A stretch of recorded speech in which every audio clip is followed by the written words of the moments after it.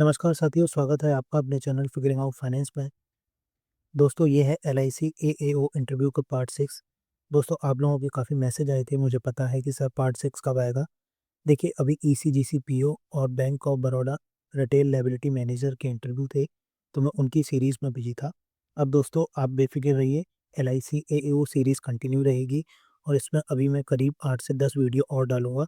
बहुत इंपॉर्टेंट रहेंगी आपकी एलआईसी एएओ इंटरव्यू सीरीज़ के लिए। दोस्तों इस वीडियो में मैं डिस्कस करने वाला हूँ most important question and answer जो इंश्योरेंस इंटरव्यू में पूछे गए हैं काफ़ी बार। दोस्तों इस वीडियो को आप ध्यान से देखिएगा, आपको बहुत हेल्पफुल मिलेगी। इस वीडियो में टोटल मैंने 6 क्वेश्चन लिए हैं जो बहुत कॉमनली आस्क्ड क्वेश्चन है, हर इंश्योरेंस के इंटरव्यू में ये पूछे ही जाते हैं। इसके अलावा दोस्तों अगर आपने इसके बाकी के पार्ट नहीं देखे हैं तो आप इनको ज़रूर देखिएगा। एलआईसी एएओ इंटरव्यू सीरीज़ की प्लेलिस्ट बनी हुई है, लिंक आपको डिस्क्रिप्शन बॉक्स में मिल जाएगा। दोस्तों अगर आपको लगता है आपको इंश्योरेंस टर्म आते हैं बट आप उनको पैनल के सामने एक्सप्लेन नहीं कर पाते ढंग से, तो ये शॉर्ट्स की वीडियो आपके लिए बहुत इंपॉर्टेंट है। आप इन शॉर्ट वीडियो को देखिए। इन शॉर्ट में मैंने पैनल स्टाइल में बताया कैसे आपको एक आंसर को अप्रोच करना चाहिए और कैसे आप पैनल के सामने आंसर दे सकते हैं। तो चलिए दोस्तों आज का वीडियो शुरू करते हैं। आज का पहला क्वेश्चन है, can you explain the difference between general insurance, term insurance and life insurance with example. चलिए देखते हैं पैनल को एक अच्छा आंसर कैसे दें। Sir, general insurance non life asset को कवर करता है, जैसे कार, हाउस या हेल्थ। इसका मेन पर्पस होता है सडन और अनएक्सपेक्टेड लॉसेस से प्रोटेक्शन देना। जैसे सर अगर किसी की कार का एक्सीडेंट हो जाता है तो मोटर इंश्योरेंस रिपेयर का एक्सपेंस कवर करती है। Sir general insurance policy usually 1 year के लिए होती है और हर साल रिन्यू करनी पड़ती है। सर सेकंड है term insurance. Term insurance life insurance का सबसे सिंपल फॉर्म होता है, जिसमें लाइफ प्रोटेक्शन होती है, कोई सेविंग नहीं। अगर पॉलिसी होल्डर की डेथ पॉलिसी टर्म के अंदर हो जाती है तो नॉमिनी को फुल सम अश्योर्ड मिलता है, और अगर पॉलिसी होल्डर टर्म कंप्लीट होने तक जिंदा रहता है तो कोई मैच्योरिटी अमाउंट नहीं मिलता। जैसे सर एक 30 ईयर ओल्ड पर्सन अगर 20 ईयर के लिए टर्म प्लान लेता है, उस पीरियड में डेथ हो जाती है तो फैमिली को पे आउट मिलता है। इसी वजह से टर्म इंश्योरेंस बहुत अफोर्डेबल होता है। एंड सर लाइफ इंश्योरेंस में प्रोटेक्शन के साथ सेविंग भी होती है। इसमें प्रोडक्ट जैसे एंडाउमेंट पॉलिसी या होल लाइफ पॉलिसी आती है। अगर पॉलिसी होल्डर टर्म कंप्लीट करता है तो मैच्योरिटी अमाउंट मिलता है, और अगर बीच में डेथ होती है तो डेथ बेनिफिट मिलता है। जैसे सर एक एंडाउमेंट प्लान में 20 ईयर के बाद सम अश्योर्ड प्लस बोनस मिल सकता है, क्योंकि इसमें इन्वेस्टमेंट कंपोनेंट भी होता है, इसलिए लाइफ इंश्योरेंस के प्रीमियम थोड़े हायर होते हैं। सर आईआरडीआई के रेगुलेटरी फ्रेमवर्क के अकॉर्डिंग एनआईएसीएल जैसे इंश्योर्स जनरल इंश्योरेंस प्रोवाइड करते हैं, जैसे मोटर, हेल्थ, फायर और ट्रैवल, और एलआईसी जैसी कंपनीज लाइफ और टर्म इंश्योरेंस ऑफर करती हैं। नेक्स्ट क्वेश्चन है, what are the principle of insurance. चलिए देखते हैं पैनल को एक अच्छा आंसर कैसे दें। सर इंश्योरेंस 7 बेसिक प्रिंसिपल पर काम करता है। ये प्रिंसिपल इंश्योरेंस कंपनी और कस्टमर दोनों के बीच फेयरनेस इंश्योर करते हैं। पहला है sir utmost good faith.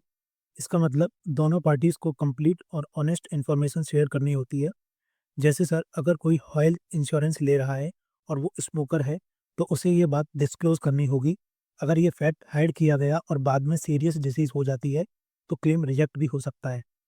Sir second principal है इंश्योरेबल इंटरेस्ट। इसका मतलब आप सिर्फ उसी चीज़ का इंश्योरेंस ले सकते हो जिसमें आपका फाइनेंशियल इंटरेस्ट हो।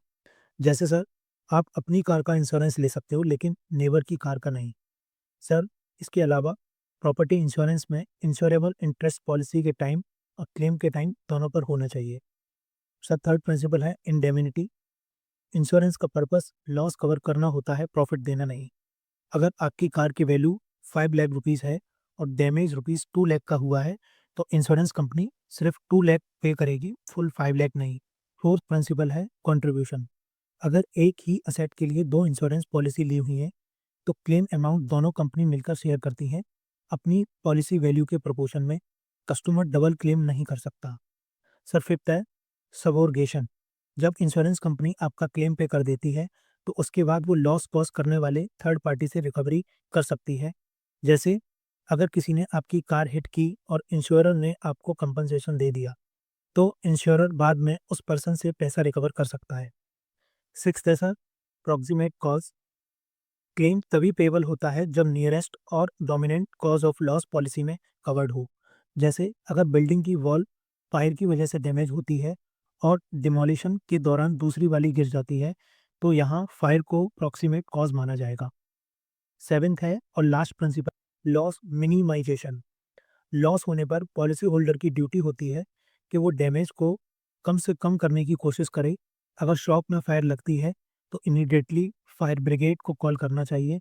ऐसा नहीं कि कस्टमर आइडल रहे और सोचे कि इंश्योरेंस सब कुछ पे कर देगा। सर, आईआरडीआई के रेगुलेशन के अकॉर्डिंग हर इंश्योरेंस कंपनी को इन 7 प्रिंसिपल को स्ट्रिक्टली फॉलो करना होता है ताकि पॉलिसी होल्डर के साथ फेयर डीलिंग इंश्योर हो। नेक्स्ट क्वेश्चन है, can you explain the difference between an endowment plan and a ULIP? चलिए देखते हैं पैनल को एक अच्छा आंसर कैसे दें। सर, एंडाउमेंट प्लान और यूलिप दोनों लाइफ इंश्योरेंस प्रोडक्ट हैं, लेकिन काम करने का तरीका डिफरेंट होता है। सर, एंडाउमेंट प्लान में आपको लाइफ कवर के साथ गारंटेड सेविंग मिलती है। इसमें आपका प्रीमियम सेफ इंस्ट्रूमेंट जैसे बॉन्ड्स में इन्वेस्ट होता है। पॉलिसी मैच्योरिटी पर आपको फिक्स्ड मैच्योरिटी मिलती है, साथ ही बोनसेस भी मिल सकते हैं। सर, ये प्रोडक्ट लो रिस्क होता है और उन लोगों के लिए सूटेबल है जो गारंटेड रिटर्न चाहते हैं। एंड सर, यूलिप होता है unit link insurance plan. Sir, इसमें लाइफ कवर मिलता है, लेकिन यहाँ प्रीमियम मार्केट लिंक फंड जैसे इक्विटी और डेट में इन्वेस्ट होता है। कस्टमर अपनी रिस्क एपेटाइट के अकॉर्डिंग चूज कर सकता है कि पैसा कहाँ इन्वेस्ट करना चाहता है। सर, यूलिप के रिटर्न मार्केट परफॉर्मेंस पर डिपेंड करते हैं, इसलिए रिटर्न हायर हो सकते हैं लेकिन गारंटेड नहीं होते। सर, मेन डिफरेंस है endowment plan guaranteed return offer करता है जबकि यूलिप के रिटर्न मार्केट डिपेंडेंट होते हैं। सर, सेकंड डिफरेंस है यूलिप में आपको फंड स्विचिंग का फ्लेक्सिबिलिटी मिलता है, लेकिन एंडाउमेंट प्लान में ये ऑप्शन अवेलेबल नहीं होता। थर्ड है सर, आईआरडीआई के रूल्स के अकॉर्डिंग यूलिप में 5 ईयर का लॉक इन पीरियड होता है जबकि एंडाउमेंट प्लान में टर्म्स डिफरेंट हो सकते हैं। सर, एंडाउमेंट प्लान उन इन्वेस्टर के लिए होते हैं जो सेफ्टी और सर्टेनिटी प्रेफर करते हैं और यूलिप उन लोगों के लिए होते हैं जो मार्केट रिस्क एक्सेप्ट कर सकते हैं हायर रिटर्न के पोटेंशियल के लिए। सर, दोनों प्रोडक्ट पर टैक्स बेनिफिट मिलता है सेक्शन 80C और सेक्शन 10D के अंडर। नेक्स्ट क्वेश्चन है, can you tell us about the recent initiative taken by government for the insurance sector? चलिए देखते हैं पैनल को एक अच्छा आंसर कैसे दें। सर, गवर्नमेंट ने इंश्योरेंस सेक्टर को स्ट्रेंथन करने के लिए काफ़ी इंपॉर्टेंट इनिशिएटिव लिए हैं। सर, सबसे बड़ा रिफॉर्म है फॉरेन डायरेक्ट इन्वेस्टमेंट की लिमिट को इंक्रीज करना। अब इंश्योरेंस कंपनीज में 100% एफडीआई अलाउ कर दिया गया है, जबकि पहले ये लिमिट 74% थी। इससे ग्लोबल कैपिटल, एडवांस टेक्नोलॉजी और बेटर प्रैक्टिसेस इंडिया में आएंगी। सर, रिसेंटली दिसंबर 2025 में गवर्नमेंट ने सबका बीमा सबकी रक्षा बिल पास किया। इस बिल के थ्रू आईआरडीआई को और ज़्यादा रेगुलेटरी पावर दी गई है ताकि सेक्टर को इफेक्टिवली रेगुलेट किया जा सके। साथ ही पेनल्टीज़ को 1 करोड़ से इंक्रीज करके 10 करोड़ रुपीज़ कर दिया गया है, जो कंप्लायंस को और स्ट्रॉन्ग बनाता है। सर, आईआरडीआई ने एक इम्पॉर्टेंट डिजिटल इनिशिएटिव लॉन्च किया है जिसका नाम है बीमा सुगम। ये एक डिजिटल इंश्योरेंस मार्केट प्लेस है जहां लोग इंश्योरेंस इजीली ऑनलाइन बाई कर सकते हैं।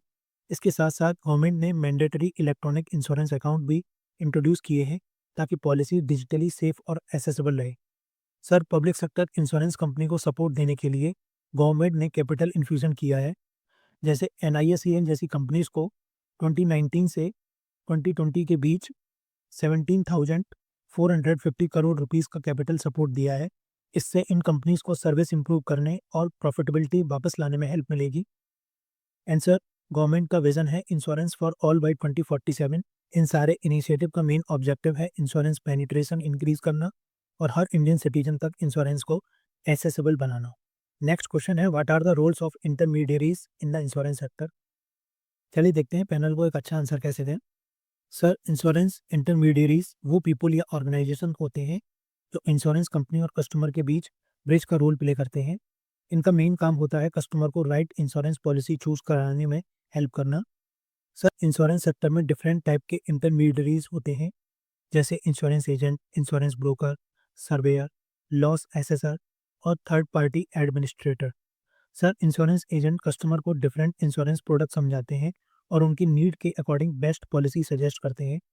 एजेंट इंश्योरेंस कंपनी के लिए काम करते हैं और उन्हीं की पॉलिसी सेल करते हैं। सर, इंश्योरेंस ब्रोकर थोड़े डिफरेंट होते हैं। सर, ये कस्टमर के लिए काम करते हैं, किसी एक इंश्योरेंस कंपनी के लिए नहीं। ब्रोकर मल्टीपल इंश्योरेंस कंपनी की पॉलिसी कंपेयर करके कस्टमर को बेस्ट ऑप्शन रिकमेंडेड करते हैं। सर, सर्वेयर और लॉस एसेसर का रोल क्लेम के टाइम पर आता है।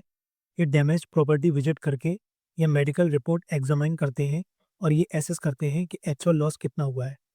And sir third party administrator यानी TPS mainly health insurance claim handle करते हैं।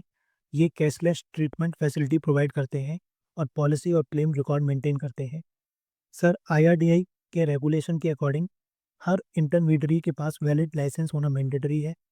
उन्हें IC30 एग्जामिनेशन क्वालिफाई करनी होती है और एक strict code of conduct follow करना होता है। सर ओवरऑल इंटरमीडियरीज का मेन ऑब्जेक्टिव है इंश्योरेंस को सिंपल बनाना, कस्टमर तक इजीली पहुंचाना और साथ ही पॉलिसी होल्डर के इंटरेस्ट को प्रोटेक्ट करना।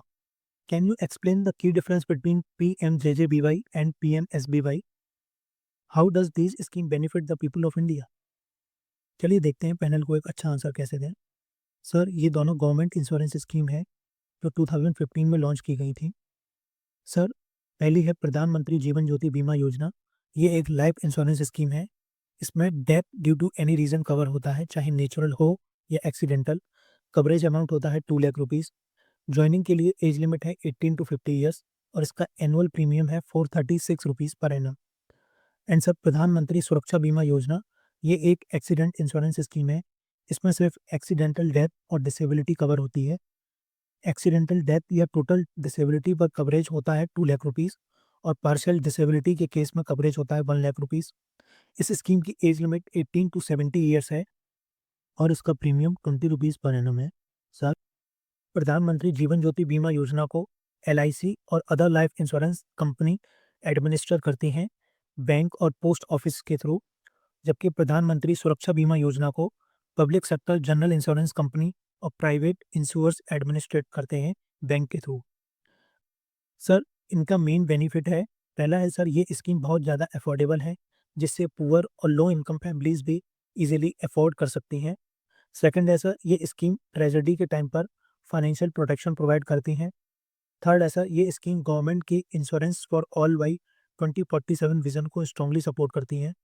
सर आज millions of Indian families in scheme के थ्रू पीस ऑफ माइंड और बेसिक फाइनेंशियल सिक्योरिटी मिल रही है जो इनकी बिगेस्ट स्ट्रेंथ है। दोस्तों आज की वीडियो में इतना ही। अगर आपकी कोई क्वेरी हो या कोई सजेशन हो या आप चाहते हो कि मैं कोई स्पेसिफिक क्वेश्चन कवर करूं, तो आप मुझे इंस्टाग्राम या टेलीग्राम पर भेज सकते हैं। इन दोनों का लिंक आपको डिस्क्रिप्शन बॉक्स में मिल जाएगा। तो चलिए दोस्तों वीडियो को यहीं एंड करते हैं। थैंक्स फॉर वॉचिंग और आप सभी को इंटरव्यू के लिए ऑल द बेस्ट।